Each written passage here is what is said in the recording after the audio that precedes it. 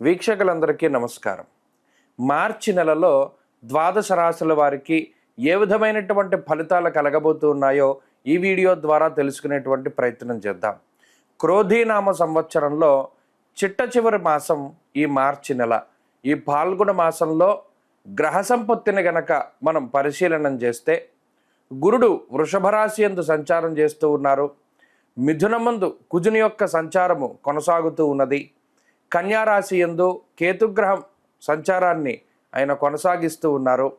అలాగే ఈ నెల మార్చి 15వ తారీఖు వరకు కూడా కుంభరాశి యందు రవి శనేశ్వరుడితో కలిపి సంచారం చేస్తూ 15వ తారీఖు నాడు మీనరాశిలోకి రవి యొక్క ప్రవేశం అనేటువంటిది జరగబోతూ ఉన్నది. అలాగే ఈ మాసం చివరిలో 29వ తారీఖున శనేశ్వరుడు తన యొక్క స్వక్షేత్రమైనటువంటి కుంభరాశిని వదిలిపెట్టి మీనరాశిలోకి ఆయన యొక్క సంచారాన్ని ప్రారంభం చేస్తారు. అప్పటికే మీనరాశిలో రాహువు, బుధుడు, శుక్రగ్రహాలు మీనరాశిలోని ఈ మాసం ప్రారంభం నుండి తమ యొక్క సంచారాన్ని కొనసాగిస్తూ ఉన్నటువంటి తరుణంలో రవి, శనేశ్వరుడు అలాగే చంద్రుడితోటి కలుపుకొని మీనరాశి యందు ఈ మాసం చివరిలో అనగా 29వ తారీఖు లగాయితూ ఒక 2.5 రోజుల పాటు షష్టగ్రహ కూటమి అనేటువంటిది జరగబోతూ ఉన్నది. ఒక 2.5 రోజుల తర్వాత అనగా ఏప్రిల్ 1వ తారీఖు నుండి చంద్రుడు మారిపోవడంతో ఈ షష్టగ్రహ కూటమి వల్ల పంచగ్రహ కూటమి కింద తగ్గుతుంది. ఆ తదుపరి కొన్ని రోజులకి శుక్రుని యొక్క మార్పుతోటి 4 గ్రహాల యొక్క కూటమిగా ఉంటుంది.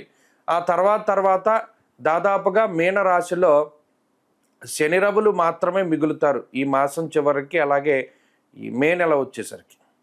అయితే ఈ షష్టగ్రహ కూటమికి సంబంధించిన వీడియోలు ఆల్రెడీ మనం చేయడం జరిగింది. ఇప్పుడు ప్రత్యేకించి ఈ మార్చి నెలలో ఈ ద్వాదశ రాశుల వారికి మరి ఇటు రవి కానీ శనేశ్వరుని యొక్క మార్పు కానీ తీవ్రమైనటువంటి ప్రభావాన్ని చూపించేటువంటి ఈ నెలలో ద్వాదశ రాశుల వారికి ఏ విధమైనటువంటి ఫలితాలు కలగబోతున్నాయో మనం ఇప్పుడు ఈ వీడియో ద్వారా క్లుప్తంగా తెలుసుకుందాం. కన్యారాశి వారికి ఈ మార్చి నెలలో మిశ్రమమైనటువంటి ఫలితాలే గోచరిస్తూ ఉన్నాయి. అయితే ఈ మాసంలో షష్ఠస్థాన స్థితి శనేశ్వరుడు ఇంతకాలం యోగిస్తూ వచ్చారు. ఇది చివరి మాసం. ఈ మాసం తర్వాత నుండి శనేశ్వరుని యొక్క అనుకూలత ఈ కన్యారాశి వారికి ఉండదు. అలాగే 15వ తారీఖు వరకు రవిగ్రహం తాలూకు ఆనుకూల్యత ఈ రాశి వారిలో కనబడుతూ ఉన్నది. ఆ తదుపరి రవి కూడా 7వ స్థానంలోకి వెళ్ళిపోతారు. ఇక్కడ గ్రహాలన్నీ కూడా 7వ స్థానానికి వెళుతూ ఉన్నటువంటి పరిస్థితులు. సప్తమంలో రవి, బుధ, శుక్ర, రాహు, శనేశ్వరులు ఇత్యాది గ్రహాలన్నీ కూడా ఇప్పటికే 7మంలో రాహు, బుధ, శుక్రులు ఉన్నారు. అయితే ఇక్కడ 7వ స్థానంలో ఉండేటువంటి గ్రహాలు ఎక్కువగా స్వదేశాల్లో ఉన్నటువంటి వారి కంటే విదేశాల్లో ఉండేటువంటి వారికి అనుకూలంగా ఉంటాయి.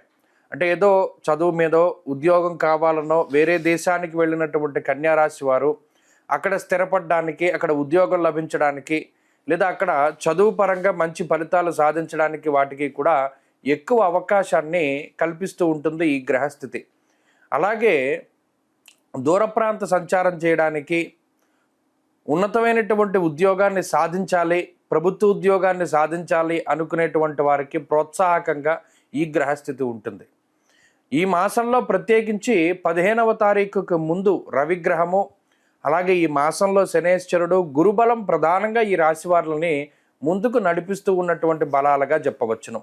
అయితే తక్కువ సంఖ్యలో గ్రహాలు యోగిస్తూ ఉన్నప్పటికీ ఆ గ్రహాలన్నీ కూడా దీర్ఘ సంచార గ్రహాలు అవుతూ ఉండడము, కొంత అత్యధిక శక్తివంతమైనటువంటి గ్రహాలు అవుతూ ఉండడం వల్ల ఈ మాసంలో దేనికి కూడా లోటు ఉండదు. ఆర్థిక పరిస్థితులు కానీ, ఆరోగ్య పరిస్థితులు కానీ, కుటుంబపరమైనటువంటి పరిస్థితులు కానీ ఇవన్నీ కూడా చాలా సానుకూలంగానే గోచరిస్తూ ఉన్నాయి. ప్రత్యేకించి షష్ఠేరవౌ సుసౌఖ్యాదిన్ అన్నది శాస్త్రం. అలాగే ధనధాన్యాది వృద్ధించ స్త్రీపుత్ర సుఖవర్ధనం అనేటువంటి శాస్త్రవచనం ప్రకారం అటు సంతానాభివృద్ధికి గ్రహస్థితి ఉపయోగపడుతుంది, ఆర్థికాభివృద్ధికి ఉపయోగపడుతుంది, శత్రునాశనానికి, అలాగే ఎవరైనా ఒక నూతనమైనటువంటి గృహాన్ని కొనుక్కోవాలి లేదా కట్టుకోవాలి అనుకునేటువంటి వాళ్ళందరికీ కూడా ఈ గ్రహస్థితి చాలా మంచి ఫలితాలను ఇస్తూ ఉంటుంది. అలాగే ప్రత్యేకించి 15వ తారీఖు దాటిన తర్వాత ఉన్నటువంటి గ్రహస్థితులు కొంత మిశ్రమంగా గోచరిస్తూ ఉన్నాయి. ఇందాక చెప్పుకున్నట్టు స్వదేశాల్లో అంటే ఏ దేశంలో అయితే వీరు పుట్టారో ఆ దేశంలోనే జీవిస్తూ ఉండేటువంటి వాళ్ళకి మిశ్రమమైనటువంటి ఫలదాత, దేశాంతరవాసాలు చేసేటువంటి వారు అంటే ఓ దేశంలో పుట్టి ఇంకో దేశంలో ఉండేటువంటి వాళ్ళకి మాత్రం 15వ తారీఖు దాటాక మంచి జరుగుతుంది. ఇంకో విషయం ఏంటంటే వైవాహిక జీవితానికి సంబంధించినటువంటి విషయాలు ప్రభావితం చెందుతాయి. అనగా జీవిత భాగస్వామికి ఏదైనా ఉద్యోగం కోసం ప్రయత్నం చేస్తూ ఉంటే ఆ ఉద్యోగం లభించడం, స్థానచలనం కలగడం, ఇలా కొంత కుటుంబానికి దూరంగా ఉండేటువంటి పరిస్థితులు కూడా ఈ గ్రహస్థితి పరంగా ఏర్పడడానికి అవకాశం ఉంటుంది. అలాగే ఇందాక చెప్పుకున్నట్టు ఆర్థిక ఇబ్బందులు ఉండవు, అనారోగ్య సమస్యలు ఉండవు, కొంత మానసికమైనటువంటి అలజడి ఉంటుంది. అంతేకాక గతంలో ఉన్నటువంటి సౌకర్యవంతమైనటువంటి జీవన విధానం అనేటువంటిది ఉండదు. కొంత సౌకర్యాలు అవి తగ్గుముఖం పడతాయి. కొంత కష్టసాధ్యమైనటువంటి జీవనాన్ని కూడా కొంత లీడ్ చేయవలసి ఉంటుంది. ఈ విషయాలని ప్రధానంగా గుర్తుపెట్టుకోవాలి. ఈ మినహాయించి కన్యారాశి వారికి ఏ విధమైనటువంటి ఇబ్బందులు కూడా ఈ మార్చి నెలలో ఉండవు. ప్రత్యేకించి గురుబలం ఉన్నటువంటి కారణం చేత అటు దైవికంగా కొన్ని పుణ్య కార్యక్రమాలు ఆచరిస్తూ ఉండడం, తీర్థయాత్రలు, దైవ దర్శనాలు, అలాగే పుణ్య కార్యక్రమాలని ఆచరిస్తూ కులాచారాలను పాటిస్తూ ముందుకు వెళ్ళేటువంటి పరిస్థితులు ఈ రాశి వారిలో ప్రధానంగా ఉన్నాయి. కన్యారాశి వారు ఈ మాసంలో మరింత అనుకూలమైనటువంటి ఫలితాలని సాధించడానికై ఎక్కువగా విఘ్నేశ్వరుని యొక్క ఆరాధన చేస్తూ ఉండడం చెప్పదగినటువంటి సూచన.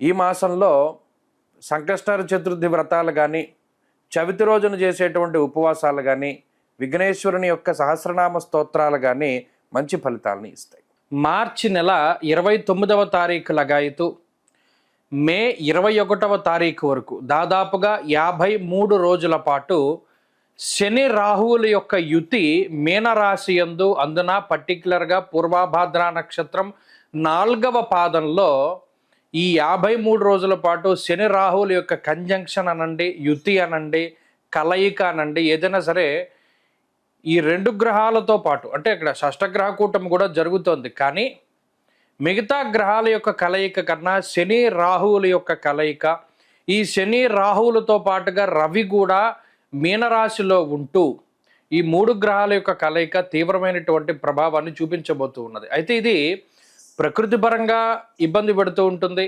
ఈ షష్టగ్రహ కూటమి వల్ల ప్రకృతి పరంగా వచ్చేటువంటి విపత్తుల గురించి మనం ఆల్రెడీ ఒక వీడియో చేశాం, అది డిస్క్రిప్షన్లో ఉంది. అయితే ఇప్పుడు చేస్తున్నటువంటి ఈ వీడియో ప్రత్యేకించి ద్వాదశ రాశుల వారికి శని రాహువుల యొక్క యుతి వల్ల వచ్చేటువంటి విపరీతమైనటువంటి ఫలితాలు ఏమిటి, ఇందులో కొంతమంది విపరీతంగా లాభపడేటువంటి సందర్భాలు ఉన్నాయి. ప్రత్యేకించి శని రాహువులు కలిసి యోగిస్తే ఓవర్ నైట్ స్టార్స్ అని చేస్తారు ఆ 2 గ్రహాలు కూడా.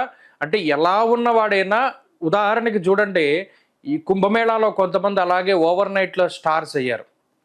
అంతా పీక్లో శని రాహువులు యోగిస్తే స్టార్డమ్ వస్తుంది. అది ఏదైనా సరే అంటే ఆర్థికంగా ఉపయోగపడుతుంది, లేకపోతే ఇంకోటి అది ప్రయోజనాన్ని పక్కన పెడితే అంత విపరీతంగా యోగిస్తారు. అలాగే శని రాహువులు ఇబ్బంది పెడితే అంతగానో ఇబ్బంది పెట్టేటువంటి పరిస్థితులు ఉన్నాయి.